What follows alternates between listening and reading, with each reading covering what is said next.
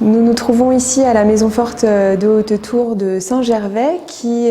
accueille chaque année des artistes en résidence de création.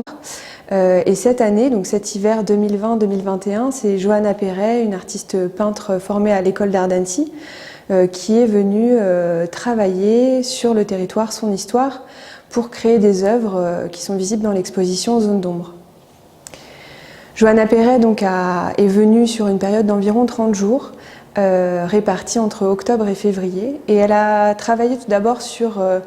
les mythes, les légendes de la vallée. Et pour cela, elle a puisé dans les livres, dans les recueils qu'elle a pu trouver à la bibliothèque, dans les ouvrages aussi de la Maison Forte de Haute-Tour,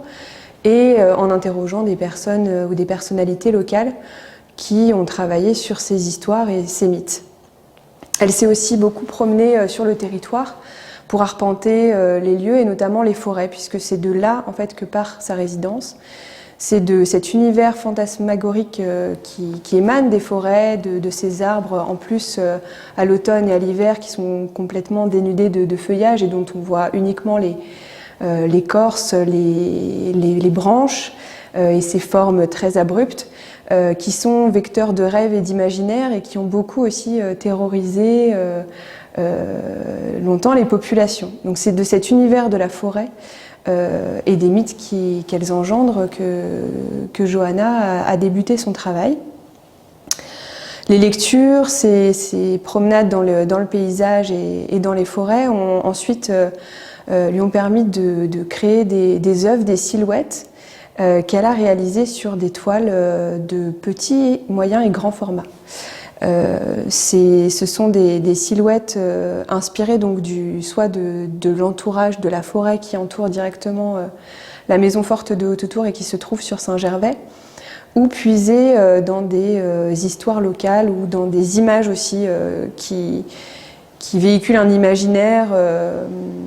lié à ces récits, à ces mythes et ces légendes. Ces mythes et ces histoires, elles sont racontées donc à travers ces silhouettes qui sont peintes sur une toile qu'elle a elle-même réalisée. Johanna Perret est une artiste peintre et elle réalise de bout en bout son cadre, son châssis, ses toiles, elle met en peinture et elle réalise aussi tous ses pigments. Elle crée ses peintures elle-même pour avoir les nuances qu'elle va travailler ensuite au fur et à mesure sur la peinture. Ce qui fait la particularité de son travail aussi, c'est quand on le voit comme ça de prime abord et qu'on le découvre terminé, on a l'impression d'avoir une toile presque monochrome. On est face à une peinture d'une seule couleur et finalement non, plus on s'avance, plus on regarde, on prend le temps, on bouge, même on se place à différents endroits de la toile et on voit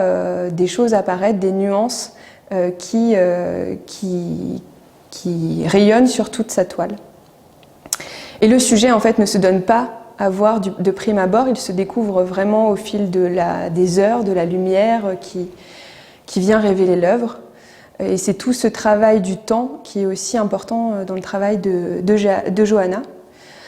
puisque même dans l'élaboration de ces toiles, il y a cette notion-là qui est primordiale. Ce n'est pas seulement le temps qu'on met à regarder, à voir, à découvrir l'œuvre, c'est aussi le temps de la réalisation, puisque chaque couche en fait est pensée, posée, et aussi il y a un temps de séchage très important puisqu'elle travaille avec une technique ancienne qui est celle du glacis, où on vient déposer des pigments très fins, dissous dans beaucoup d'huile et des éléments qui lient la peinture. Et donc elle vient tapoter comme ça la toile au fur et à mesure et donc créer des couches successives qui vont donner cet aspect aussi très lisse qu'ont les peintures dès qu'on les regarde. Et ces couches au fur et à mesure vont amener ces nuances et elle va les faire plus ou moins épaisses, importantes entre le centre et les bords de la toile, ou le haut et le bas en fonction des nuances qu'elle veut apporter. Et c'est ça qui va donner cet effet de profondeur aussi dans ces peintures et amener aussi à voir des choses, à découvrir des éléments suivant où on se place face à la toile.